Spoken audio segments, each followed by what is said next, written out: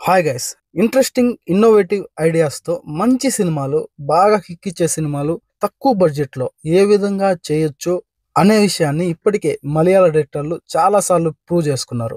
ఈ వీడియోలో మనం సూక్ష్మదర్శిని అనే ఒక మలయాళం మూవీ తెలుగులోకి డబ్ అయింది, ఓటీటీ ప్లాట్ఫామ్లో సక్సెస్ఫుల్గా స్ట్రీమ్ అవుతుంది. ఆ మూవీ గురించి అయితే రివ్యూ తెలుసుకుందాం. ఇంతకీ ఆ మూవీ ఎలా ఉంది అనే విషయాన్ని డీటెయిలింగ్గా తెలుసుకునే ప్రయత్నం చేద్దాం.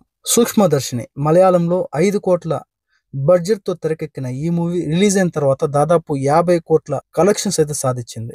మూవీ ప్రొడ్యూసర్స్ కి, బయ్యర్స్ కి దాదాపుగా బడ్జెట్ పైన 10 లాభాలను తెచ్చిపెట్టిన ఈ మూవీ ఇప్పుడు ఓటీటీ ప్లాట్ఫామ్ లో స్ట్రీమింగ్ అవుతుంది. ఇక ఈ మూవీ గురించి చాలా ఇంట్రెస్టింగ్ విషయాలు ఉన్నాయి కాబట్టి లాస్ట్ వరకు ఎవరు స్కిప్ చేయకుండా చూసేయండి. ఎంసీ జితిన్ డైరెక్ట్ చేసిన ఈ మూవీలో నజరియా, బాసిల్ జోసెఫ్ మెయిన్ రోల్ అయితే యాక్ట్ చేశారు. ఇక వీడియోలోకి వెళ్లే ముందు ఎవ్రీడే తెలుగు, హిందీ, తమిళ్, కన్నడ, మలయాళం అంటూ తేడా లేకుండా మంచి కంటెంట్ ఉన్న movie informational videos, movie reviews, OTT updates ఎప్పటికప్పుడు మీ ముందుకు తెస్తూనే ఉంటా. అవి మీ వరకు రావాలంటే మన సినిమా ఛానల్ సబ్స్క్రైబ్ చేయలేదు కదా, ప్లీజ్ సబ్స్క్రైబ్ చేసి సపోర్ట్ చేయండి. Let's go to the video. ఇక ఈ సూక్ష్మదర్శిని మూవీ ఎలా ఉంది అనే విషయానికి వస్తే బాగుంది. It's a decent movie. మన తెలుగు నుండి వచ్చే మూవీస్ ఈ మధ్య గత కొన్ని సంవత్సరాలుగా ప్రపంచ స్థాయిలో గుర్తింపు పొందాయి. నన్ను అడిగితే ఇప్పటికీ ఒక చిన్న సినిమా తక్కువ బడ్జెట్ లో మంచి కిక్ ఇచ్చే థ్రిల్లర్ మూవీస్ తీయాలంటే అది మలయాళం ఇండస్ట్రీ తర్వాతే ఏ ఇండస్ట్రీ అయినా. మలయాళం ఇండస్ట్రీ నుండి వచ్చే థ్రిల్లర్ మూవీస్ కి ఎప్పుడెప్పుడు 70 తెలుగులోకి వస్తాయని చెప్పి ఈగర్ గా వెయిట్ చేసే తెలుగు ఫ్యాన్స్ ఎంతో మంది ఉన్నారు. మెయిన్ గా ఈ సూక్ష్మదర్శిని మూవీలో కొన్ని లాజిక్లు పక్కన పెడితే ఆ ఫ్యామిలీ చుట్టూ జరిగే హై డ్రామా, ఆ థ్రిల్లర్, ఆ సస్పెన్స్ లాస్ట్ వరకు కూడా అస్సలు సస్పెన్స్ రివీల్ అయితే అవ్వదు. ఆ 5-6 ట్విస్టులు అయితే ఉంటాయి, మైండ్ బ్లోయింగ్. అసలు లాస్ట్ వరకు ఎవరు గెస్ కూడా చేయలేరు. తక్కువ బడ్జెట్ ఉంటది, తక్కువ క్యారెక్టర్స్ ఉంటాయి, కానీ హై మూమెంట్స్ చాలానే ఉన్నాయి. ఇక ఈ సూక్ష్మదర్శిని మూవీ స్టోరీ ఏంటంటే, ప్రియా నజ్రియా ఒక హౌస్ వైఫ్, తన భర్త ఒక చిన్న పాపతో హ్యాపీగా లైఫ్ లీడ్ చేస్తూ ఉంటది. తన చుట్టుపక్కల జరిగే ప్రతి చిన్న విషయాన్ని కూడా చాలా సూక్ష్మంగా జూమ్ చేసి మరి గమనిస్తూ ఉంటది. కట్ చేస్తే జబ్బుతో బాధపడుతున్న, అనారోగ్యంగా ఉన్న తన తల్లిని తన సొంత ఊరికి తీసుకొస్తాడు బాసిల్ జోసెఫ్. మాన్యువల్ సొంత ఇంటి పక్కనే ప్రియా ఇల్లు ఉంటది. మాన్యువల్ వచ్చిన కొద్ది రోజులకే తన వింత ప్రవర్తనని గమనిస్తూ ఉంటది ప్రియా. ఈ విషయాన్ని తన భర్తకు చెప్పినా కూడా పట్టించుకోదు. ఫస్ట్ నుండి కూడా మాన్యువల్ పైన డౌట్ ఉంటది ప్రియా.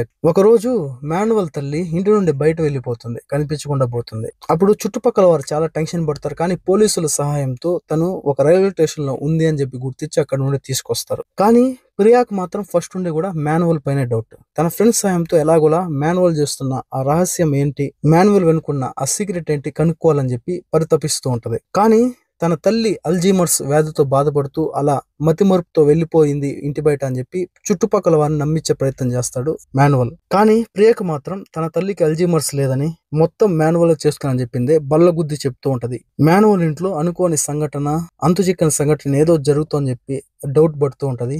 అసలు మాన్యువల్ ఎవరు? ప్రియా చెప్పినట్లుగానే మాన్యువల్ ఇంట్లో ఏదైనా అనుకోని ఊహించిన సంఘటన చేస్తున్నాడా లేదా, మాన్యువల్ తల్లికి నిజంగానే అల్జీమర్స్ వ్యాధి ఉందా అనే ఎన్నో విషయాలకు సమాధానమే ఈ సూక్ష్మదర్శిని మూవీ.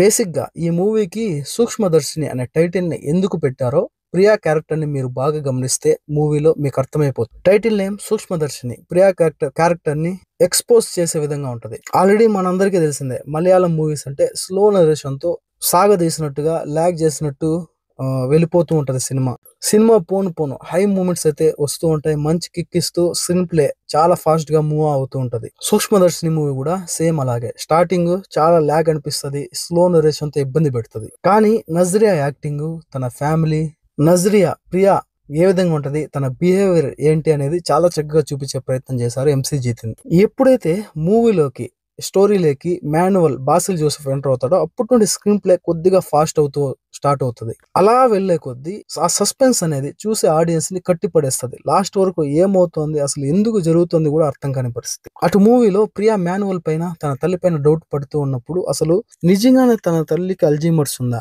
ప్రియా ఎందుకు ఇలా బిహేవ్ చేస్తుంది అని అర్థం కాని పరిస్థితి. ఎవరిని నమ్మాలో ఎవరిని నమ్మకూడదు అనే ఒక డౌట్ లోకి, ఒక ఇల్యూజన్ లోకి తీసుకెళ్లిపోయారు డైరెక్టర్ చూసే ఆడియన్స్ ని. బ్యాక్గ్రౌండ్ మ్యూజిక్ కూడా సరిగ్గా ఉంటది, సీన్స్ తగినట్టుగా.